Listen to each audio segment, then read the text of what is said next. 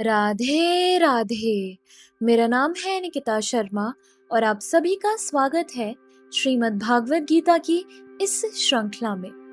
पिछले श्लोकों में हमने समझा कि ऐसे व्यक्ति जो किसी फल की कामना नहीं करते किंतु भौतिक उलझनों से मुक्त रहना चाहते हैं, वे तप, यज्ञ तथा दान जैसे कार्य करते समय तत् शब्द का उच्चारण करते हैं। चलिए आज बढ़ते हैं अगले श्लोकों की ओर।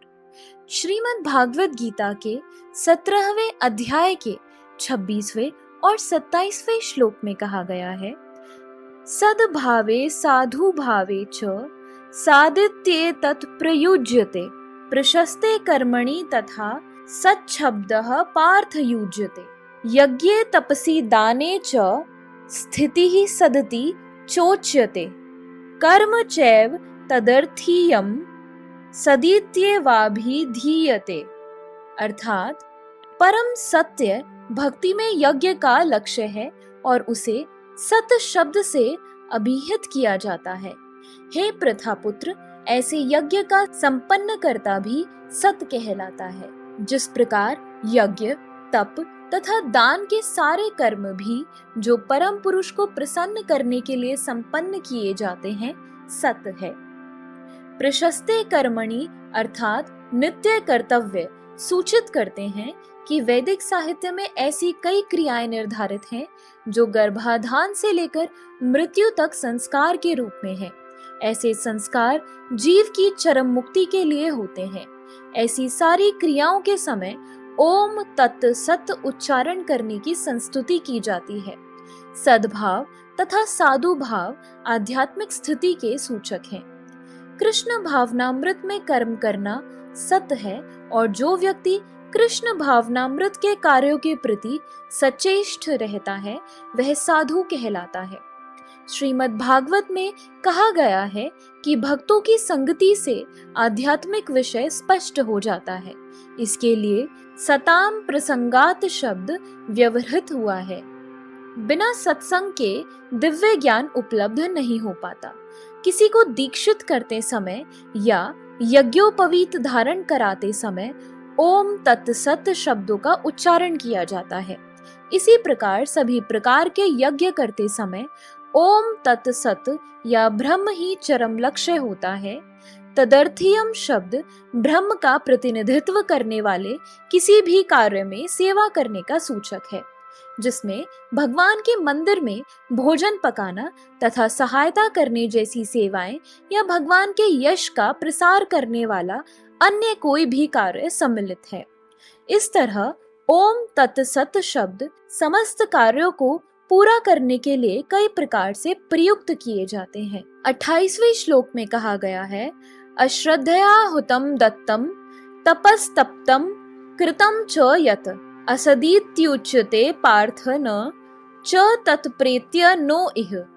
अर्थात हे पार्थ, श्रद्धा के बिना यज्ञ, ज्ञान या तप के रूप में जो भी किया जाता है वह नश्वर है, वह असत कहलाता है और इस जन्म तथा अगले जन्म दोनों में ही व्यर्थ जाता है। चाहे यज्ञ हो, दान हो या तप हो, बिना आध्यात्मिक लक्ष्य के व्यर्थ रहता है। अतएव इस श्लोक में यह घोषित किया गया है कि ऐसे कार्य कुत्सित हैं। प्रत्येक कार्य कृष्ण भावनामृत में रहकर ब्रह्म के लिए किया जाना चाहिए। संपूर्ण वैदिक साहित्य में भगवान में श्रद्धा की संस्तुति की गई है। ऐसी श्रद्धा तथा समुचित मार्गदर्शन के बिना कोई फल नहीं मिल सकता। समस्त वैदिक आदेशों के पालन का चरम लक्ष्य कृष्ण को जानना है।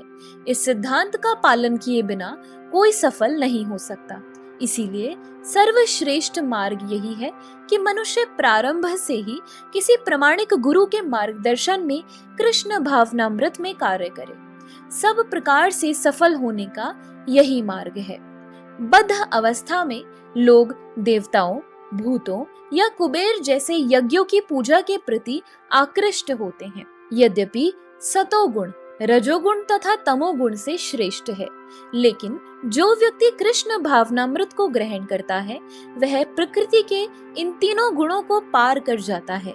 यद्यपि क्रमिक उन्नति की विधि है, किंतु शुद्ध भक्तों की संगति से यदि कोई कृष्ण भावनामृत ग्रहण करता है तो यह सर्वश्रेष्ठ मार्ग है।